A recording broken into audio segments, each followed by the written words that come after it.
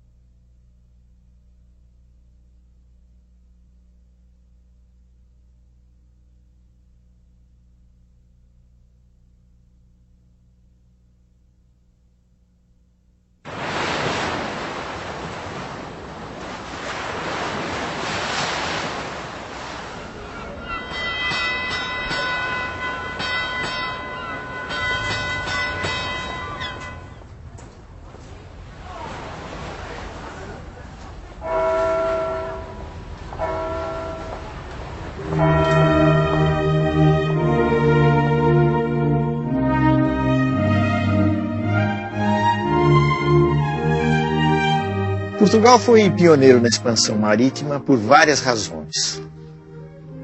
Uma, de ordem interna, foi o fato de que muito cedo Portugal se transformou numa monarquia centralizada. E a coroa portuguesa teve recursos suficientes para empreender uma grande aventura em busca de novas terras.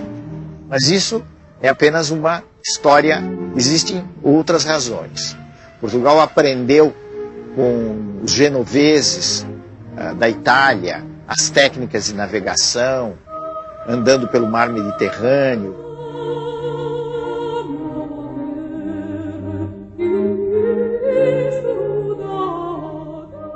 A outra coisa é a posição de Portugal, que fica ali no Atlântico, numa espécie de ponta, vamos dizer assim, não em linguagem de geógrafo, mas em linguagem comum. É uma ponta da Europa. E isso facilitava que os portugueses se lançassem pelo Atlântico afora em busca de novas terras.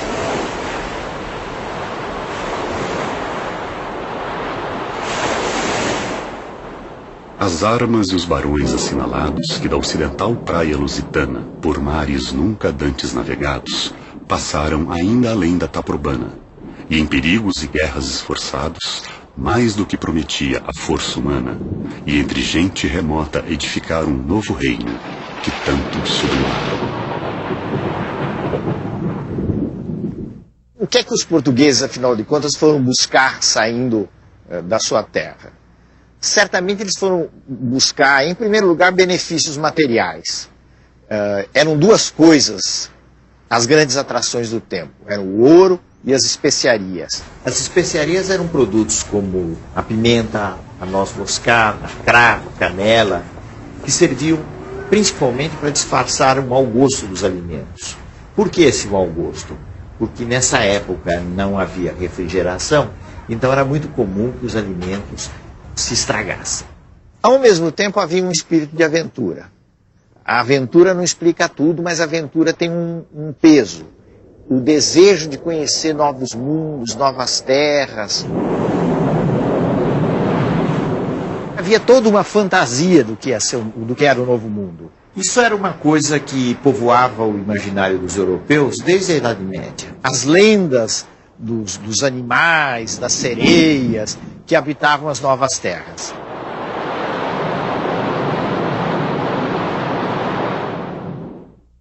As expedições portuguesas pelo mar eram expedições muito avançadas tecnicamente para as condições da época.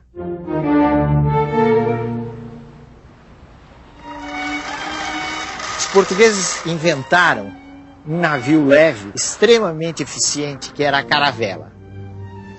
Foi com a caravela, numa grande expedição, que o famoso Pedro Álvares Cabral acabou avistando a terra brasílica nas costas da Bahia.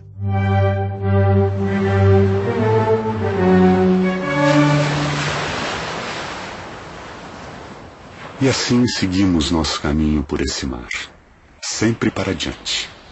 Até terça-feira das oitavas de Páscoa, que foram 21 dias de abril que topamos alguns sinais de terra, ervas compridas a que chamam de botelho. E a quarta-feira seguinte pela manhã, topamos aves, e à tarde ouvemos vista de terra. Um grande monte, muito alto e redondo, com outras serras mais baixas a sul dele e de terra chã, com grandes arvoredos, ao qual Monte Alto o capitão pôs o nome, o Monte Pascoal. E a terra de Vera Cruz. Então, essa chegada, podemos dar certo que foi uma coisa impressionante.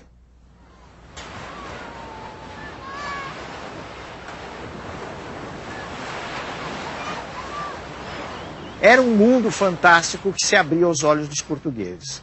E tem um reverso ainda mais complicado dessa história. É saber como é que os indígenas, que afinal de contas eram os habitantes, os donos da terra, viram aquelas figuras que vinham de longe, vestidas de uma maneira estranhíssima. Para que toda aquela roupa, né, num clima tropical? Naturalmente, o clero estava interessado imediatamente na catequese, em levantar a cruz. Outros devem ter ficado maravilhados com a figura das Índias.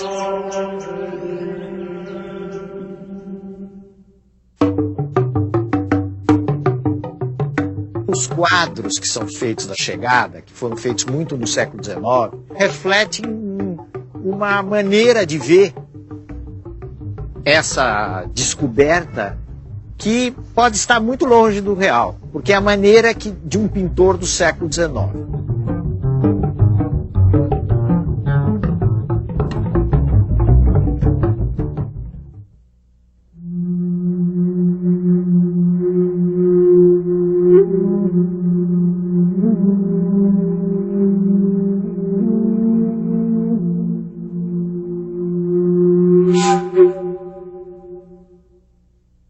Hoje em dia, a gente evita falar na palavra descobrimento do Brasil. Há quem até, para encontrar uma saída, use uma palavra meio esquisita, o achamento do Brasil.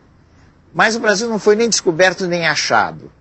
Se nós tomarmos essa expressão para dizer, bom, isso era uma terra inteiramente vazia que os portugueses chegaram.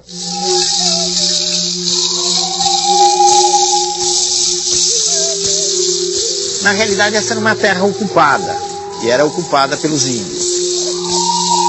A história do relacionamento entre índios e portugueses é uma história trágica. Os índios foram expulsos das terras que ocupavam, foram escravizados nos primeiros tempos da colônia e milhares deles morreram vítimas de doenças trazidas pelos portugueses.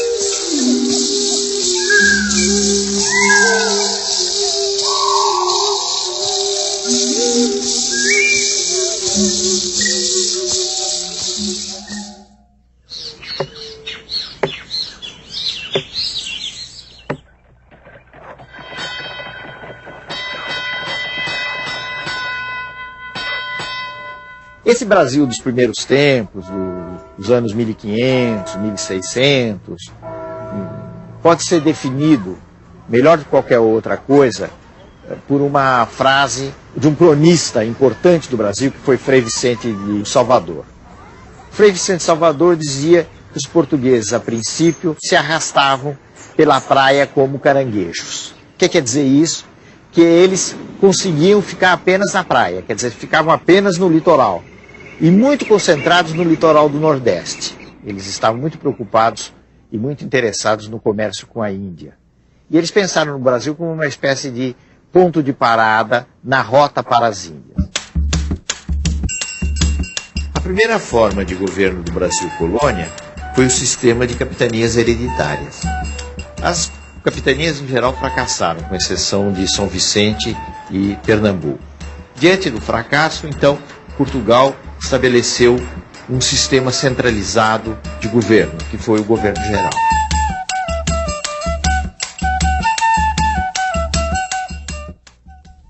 Quando os portugueses chegaram à conclusão de que era preciso dar um ganho econômico ao Brasil, eles se concentraram principalmente na produção de açúcar, plantando a cana-de-açúcar. Eles tinham uma grande vantagem na plantação da cana-de-açúcar, no refinamento do açúcar, porque eles já tinham uma experiência na costa da África. Eles haviam colonizado as ilhas da costa da África e conheciam muito bem o negócio do açúcar.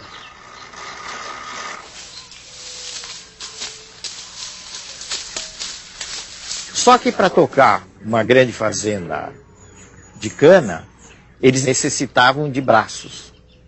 E não havia, na realidade, atração por parte do povo português para atender às necessidades de um trabalho dessa natureza, que seria inevitavelmente um trabalho quase escravo. Então era preciso, de alguma maneira, encontrar uma saída para o problema da mão de obra. E foi aí que os portugueses começaram a utilizar os índios e depois a explorar o tráfico africano.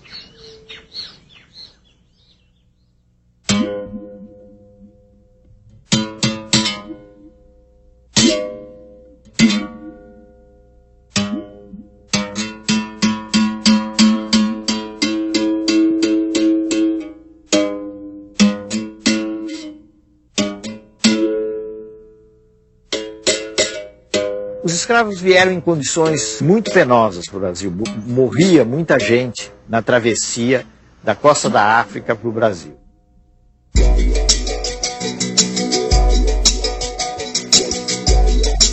Era um sonho dantesco. O tombadilho que das luzernas avermelha o brilho em sangue a se banhar, tinir de ferros, estalar do açoite. Legiões de homens, negros como a noite, horrendos a dançar. Negras mulheres suspendendo as tetas. Magras crianças cujas bocas pretas rega o sangue das mães. Outras, moças, espantadas, no turbilhão de espectros arrastadas, em ânsia e mágoa. Vãs. Senhor Deus dos desgraçados, dizei-me vós, Senhor Deus, se é loucura, se é verdade, tanto horror perante os céus.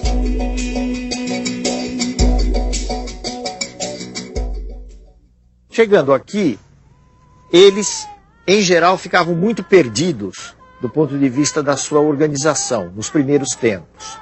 Porque eles vinham de várias regiões da África, eles muitas vezes não se conheciam, e isso era incentivado pelos senhores que não queriam que os escravos tivessem algum grau de organização.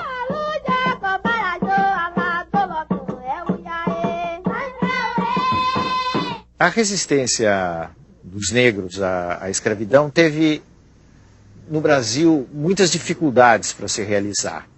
A extensão do país, a diversidade dos grupos, mas ela acabou existindo. Só que nunca houve nada no Brasil, não só no Brasil como em outras colônias, que fosse semelhante a uma grande insurreição, como aconteceu no Haiti em fins do século XVIII. Mas as resistências existiram e a forma mais conhecida da resistência é a forma do quilombo. É uma organização de negros fugidos, mas se sabe hoje que não só de negros fugidos, havia gente que se juntava aos negros e tinha uma forma de vida própria.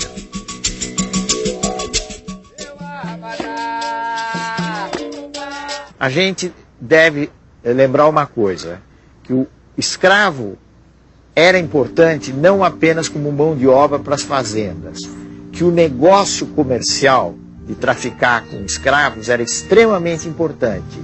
E em certos períodos da história brasileira, muitas riquezas foram geradas simplesmente no comércio de escravos e não na produção baseada no trabalho escravo.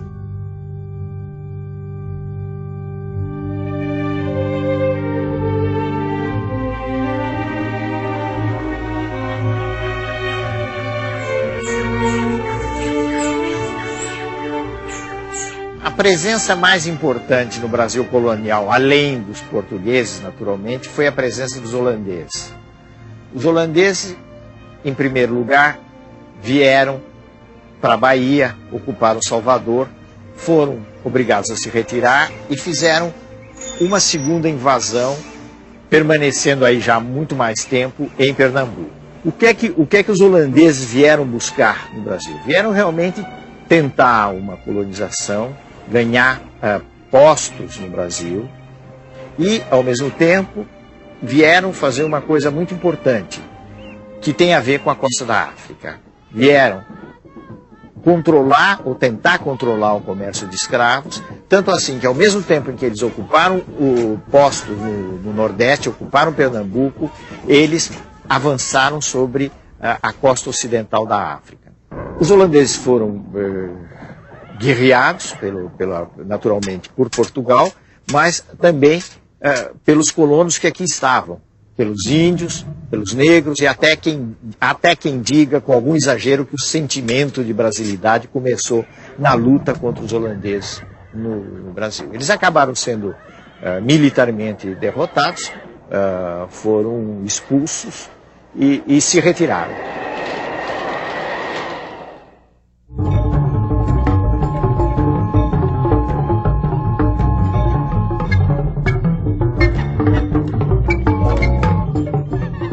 O Brasil do século XVII ainda é um Brasil pouco explorado. Era um Brasil atrasado, um Brasil mais indígena. O caso de São Paulo, por exemplo. O que era São Paulo? São Paulo era uma terra de gente rústica, os famosos bandeirantes, que viviam de avançar pelo sertão, apresar os índios, conquistar território para a coroa portuguesa. Os bandeirantes desempenharam um papel muito importante nesses avanços no interior do Brasil.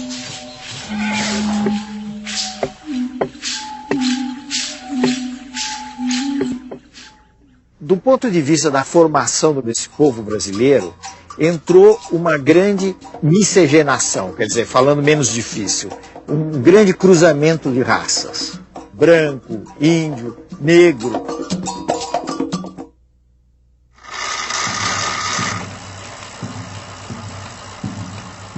Em meados do século XVIII, mais ou menos, finalmente os portugueses quebraram uma frustração muito grande que eles tinham com os espanhóis.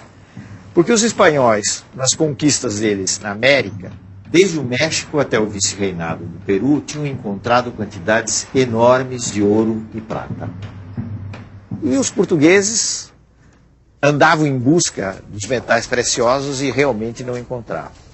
Até que, por obra da ação dos bandeirantes, essas entradas pelo interior, as minas de ouro foram descobertas na região que, por causa disso, veio a se chamar de Minas Gerais.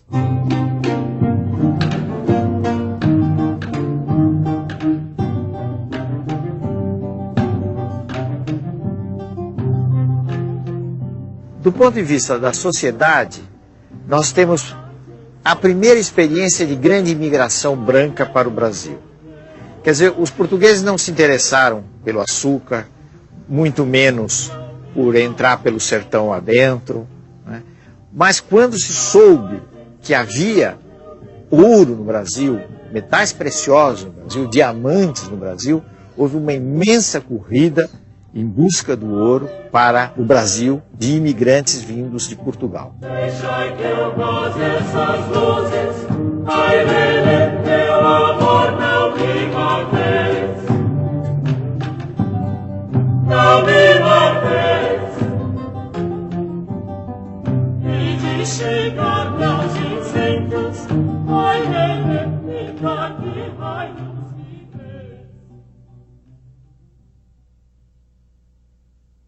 Nos últimos anos do século XVIII começaram a surgir uma série de movimentos contra a dominação portuguesa. Dizer que eram movimentos de independência talvez seja um pouco exagerado. Desses movimentos, apesar de haver outros muito mais populares do que a Inconfidência Mineira, a Inconfidência foi a mais importante, foi a que teve a maior repercussão. Basta ver a atitude que a coroa teve. A coroa montou um grande processo, condenou várias pessoas à morte e, no fim, acabou fazendo uma encenação espetacular com o enforcamento de Tiradentes.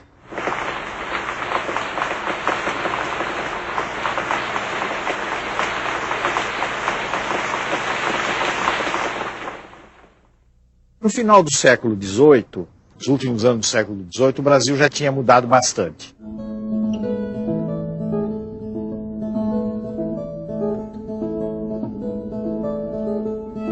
A gente já pode dizer que os portugueses não se arrastavam pela costa como caranguejo. Já tinham avançado para colonizar o país. Não era ainda o Brasil de hoje, mas era alguma coisa que, na sua fisionomia de território, se aproximava do Brasil de hoje.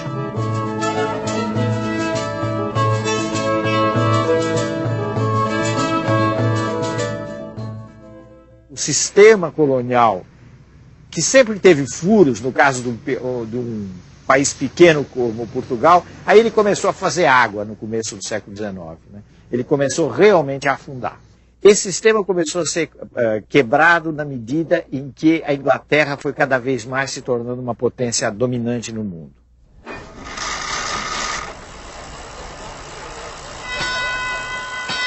Os ingleses começaram a se desinteressar do tráfico de escravos, não é porque eles tinham razões humanitárias, de repente, para acabar com o tráfico de escravos, mas porque a mão de obra livre começou a se tornar mais interessante, livre entre aspas, porque as pessoas eram bastante exploradas, mas de qualquer forma já não tinham mais a condição de escravos.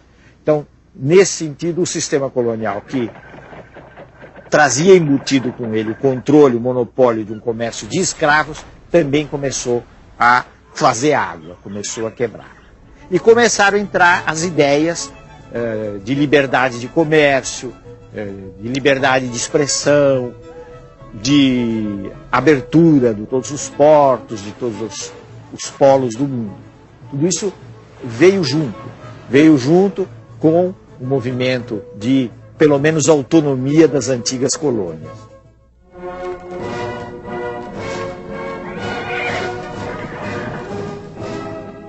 Portugal estava acossado pelos franceses, por Napoleão, sob a ameaça de invasão do território. Então, Dom João vem para o Brasil com a corte portuguesa no começo do século XIX. Essa vinda da família real mudou muito o quadro do Brasil. Há quem diga de uma forma muito sucinta, muito resumida, eu acho que uma frase muito feliz, que a metrópole virou colônia e a colônia virou metrópole.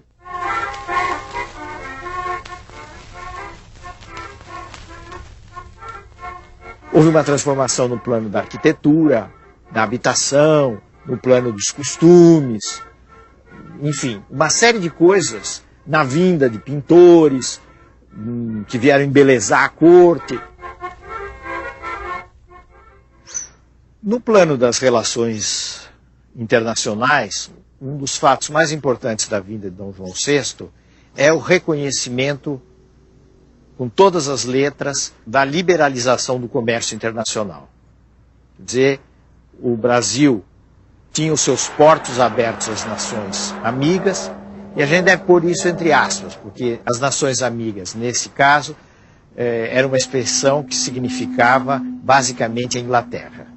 Quer dizer, a partir daí a Inglaterra pôde ter um acesso direto aos portos brasileiros, ao comércio com o Brasil, coisa que já existia, mas de uma forma indireta.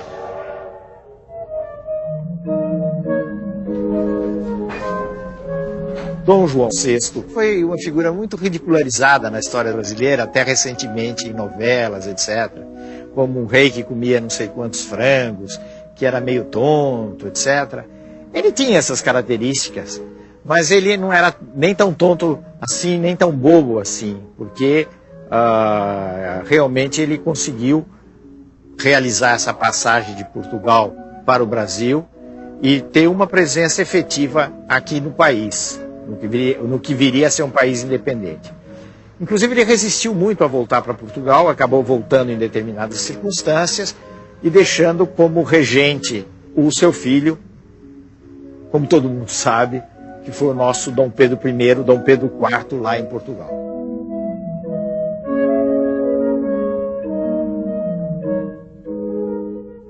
Esse fato da presença de Dom Pedro, e também as pressões das elites do Rio de Janeiro, sobretudo, acabaram levando a uma situação de progressivo atrito com as cortes portuguesas, situação que acabou concluindo com o famoso ato que é muito discutido, muito comentado, foi objeto de quadros históricos, que foi a independência do Brasil, aqui em São Paulo, na colina do Ipiranga.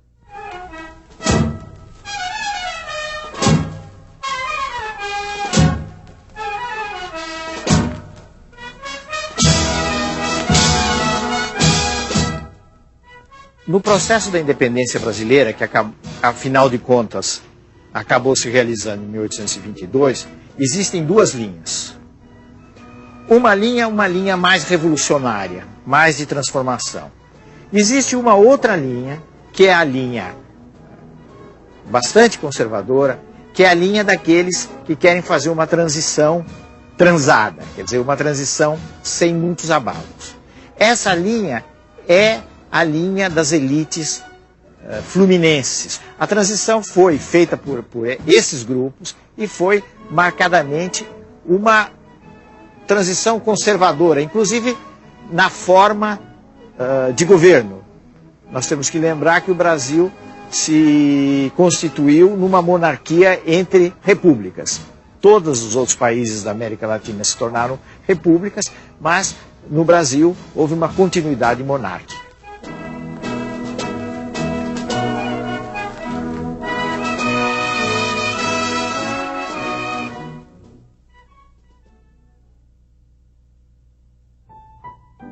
No próximo programa, o Império Brasileiro torna-se definitivo. O longo reinado de D. Pedro II, o sucesso do café, o começo da indústria e, ainda assim, a demora em pôr fim à escravidão.